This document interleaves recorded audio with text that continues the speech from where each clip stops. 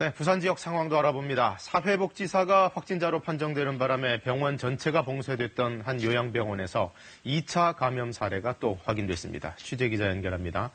공웅조 기자, 이 2차 감염도 직원분들 중에 나온 건가요?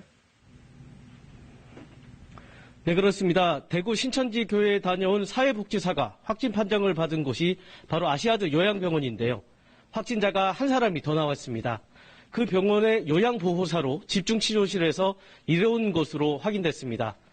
첫 확진자가 나온 뒤에 병원을 통째로 봉쇄한 부산시는 추가 감염자가 있는지 전수조사를 했습니다.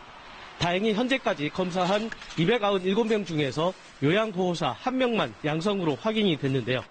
나머지 7명에 대한 검사 결과는 아직 나오지 않았습니다. 부산시는 집중치료실에 있던 중증 질환자 24명을 부산의료원 1인실로 옮겼습니다. 부산 시내의 음압병실이 거의 포화 상태여서 부산시는 부산의료원의 일반병실을 다 비우고 이동형 음압기를 설치하기로 했습니다. 그리고 부산은 앞서 그 온천교회에서 감염자들이 상당히 많이 나왔는데 그 현황은 좀 어떻습니까? 네, 현재 부산시는 부산의 확진 환자 중 절반 가까이인 29명을 온천교회와 관련이 있는 것으로 분류하고 있는데요. 질병관리본부 즉각대응팀과 함께 역학조사를 벌이고 있지만 아직 정확한 감염 경로는 파악하지 못하고 있습니다. 이런 가운데 온천교회 관련 확진자와 접촉한 확진 환자가 계속 나오고 있습니다.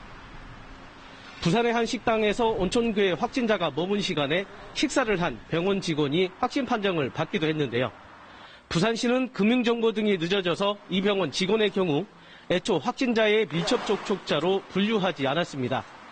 뒤늦게 확진 판정이 나자 추가 감염을 막기 위해 이 직원이 근무한 해당 병원을 2주간 휴원하기로 했습니다.